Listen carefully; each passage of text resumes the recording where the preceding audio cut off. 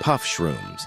They are, without a doubt, one of the hardest mechanics to master in beeswarmsimulator. To the average player, they're just a chaotic mess of spores and timers. But to an endgame player, they are the gatekeepers to the rarest items in the game, from caustic wax to the legendary turpentine. Most people fail because they don't understand the hidden math. They don't know about loot degradation, they don't understand level up pathing, and they definitely don't know how to manipulate the generation bonus. If you're just chasing mushrooms randomly from field to field, you're doing it wrong. Today, we're changing that. I've analyzed the raw data and the pathing maps to bring you the ultimate Puffshroom masterclass. By the end of this video, you'll know exactly how to push your puffs to level 20 and beyond. Let's get into it.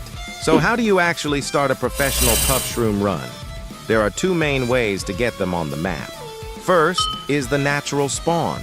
This happens automatically every hour at the 15 and 45-minute mark. These always start at level 1 and spawn in a random field. If you're serious about farming, treat these as a warm-up, because the real loot comes from the second method, planters.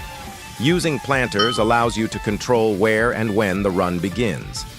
Based on the data, every planter has a chance to smoke, meaning it will spawn Puffshrooms once it reaches 95% growth. If you want a 100% chance, you need to use ticket planters or sticker planters. These will always trigger a Puffshroom spawn at 95%. Now, once you have your puffs on the move, you need to execute the 15B zone method.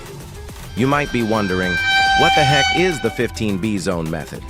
Basically, you are forcing the Puffshrooms to stay trapped in a loop within 5 specific fields. These fields are pumpkin, pine tree, cactus, rose, and strawberry. These 5 fields are the sweet spot of the map. The goal here is to juggle the Puffshrooms between these 5 locations. Because these fields are so close together, your team can pop them fast and force them to jump immediately to the next field in the zone.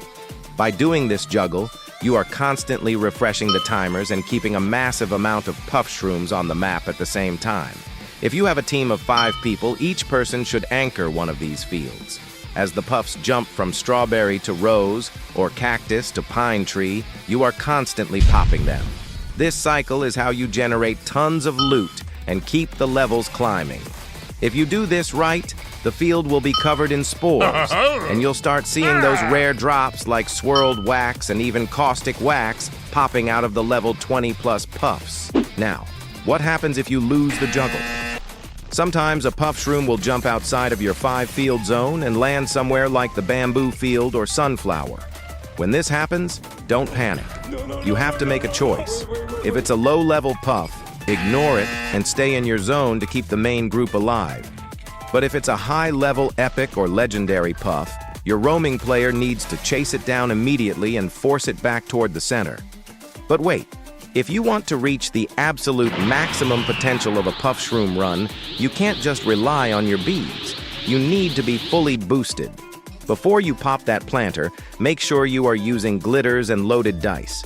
Loaded dice are huge because they give you a massive boost to the field's luck and rewards. You also need to stack your essential buffs. I'm talking about red and blue extracts, glue, and oil. These will give you the speed and damage needed to break through that level 10 HP wall I mentioned earlier. Don't forget your sticker stack and nectar.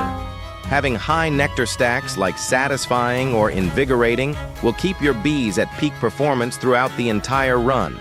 Now for the part you've all been waiting for, the loot. Understanding the drop table is key so you know when to push and when to stop. Based on the data in the photos, here is the rarity breakdown. Common and rare puffs. These are for your basic waxes like soft and hard wax. Epic Puffshrooms. Starting at level 8, these begin dropping swirled wax and robo-passes. Legendary Puffshrooms. At level 12 and up, you start seeing caustic wax and a very rare chance for turpentine. Mythic Puffshrooms. These are the holy grail.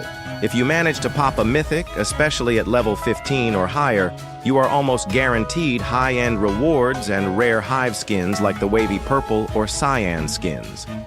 But here is the catch that most players don't know about: loot degradation.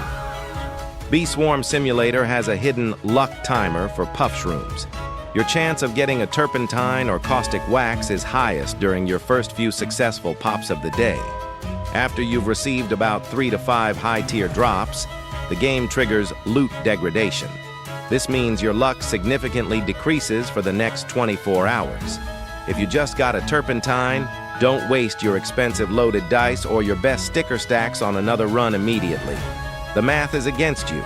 Wait for the daily reset so your luck returns to 100%. Farming smart is just as important as farming hard. And that's the full breakdown.